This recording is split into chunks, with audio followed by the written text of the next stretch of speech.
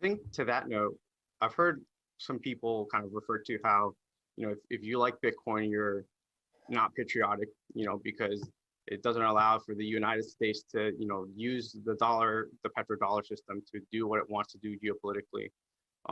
But I think for a lot of things you've just mentioned, I was wondering if you could expand on like maybe how Bitcoin is actually patriotic and not unpatriotic to be holding and to be a part of. I think it's pretty clear at this point that the way that the world is going to evolve, we're going to have one layer, which we call the currency layer, and it's going to be dollars or euros or the fiat currency of every legitimate, effective government on the planet. And there's going to be an underlying layer, a store of value layer called the asset layer. And that's either going to be pure base layer money, which is what Bitcoin is, or it's going to be a hybrid mixture of like an investment in commercial real estate or a stock that the people feel has a portion of asset in it and a portion of speculation in it. So that being the case, you're looking at 8 billion people on the planet, and the killer application is a mobile wallet like the Blue Wallet or the Moon Wallet or the Square Cash Wallet or Apple Pay, or fill in the blank. There'll be 1,000 of them downloaded on a mobile device. And that mobile wallet's going to have a fiat currency layer and a payment rail that moves probably dollars or the equivalent. And then underlying, there's got to be a savings account / asset layer, and that's going to emerge as Bitcoin. So I don't think Bitcoin is at all threatening to the dollar. I actually think that if we look right in front of our face, what's happening, the Argentine peso is collapsing.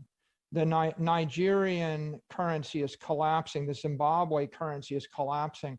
Probably the currencies in the weakest 50 countries in the world, they're all collapsing.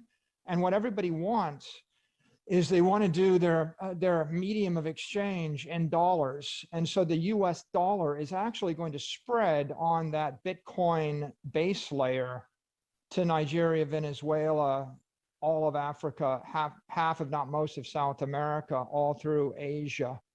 Because if the government can't maintain a currency which is strong enough to be effectively pegged to the dollar, then it's going to lose control of the currency.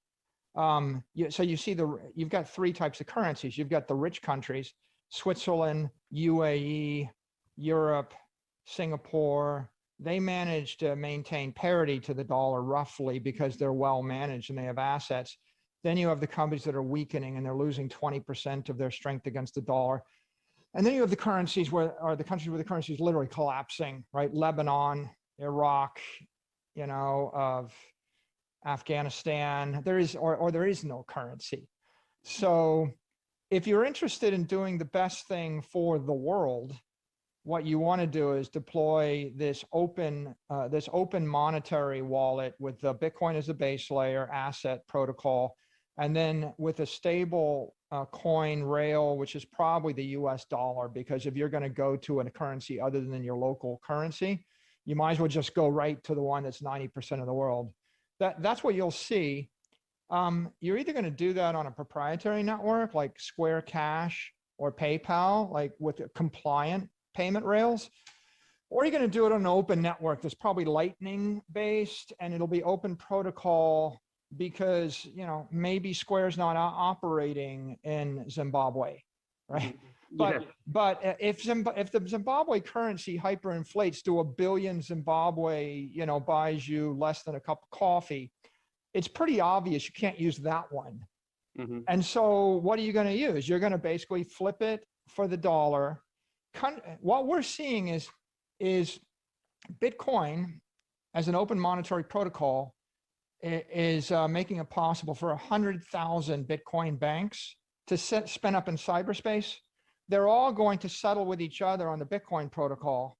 They're all going to do payment, billions of transactions and payments and other trust transactions on Lightning rails or other proprietary rails, settle with each other at a slower frequency.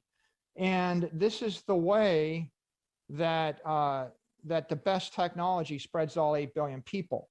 So coming back to the question of, is this good for the US?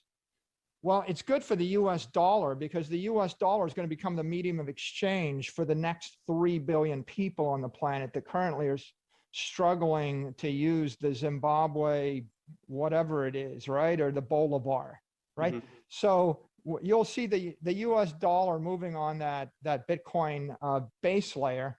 It's also good for the US because the mobile wallet's coming to everybody on the planet, whether we like it or not.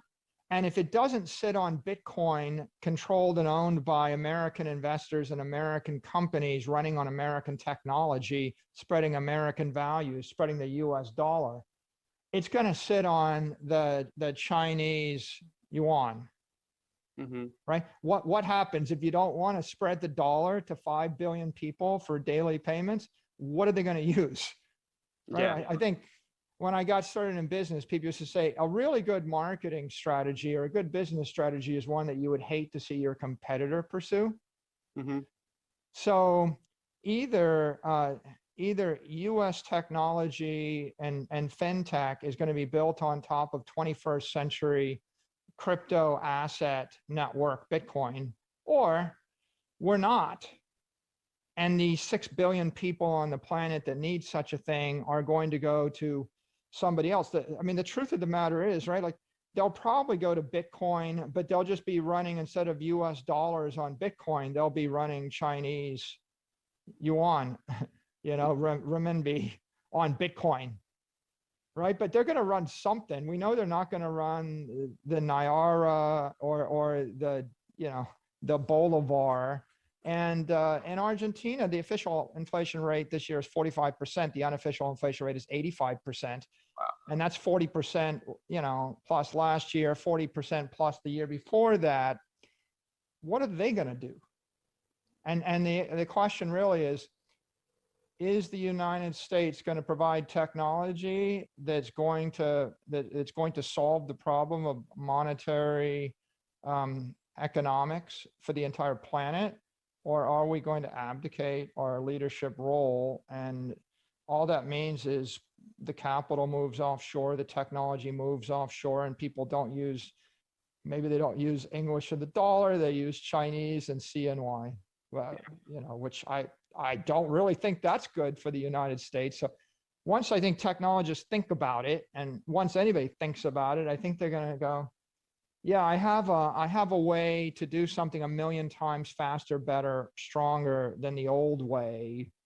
And are we going to do it, or are we going to abdicate responsibility for doing it?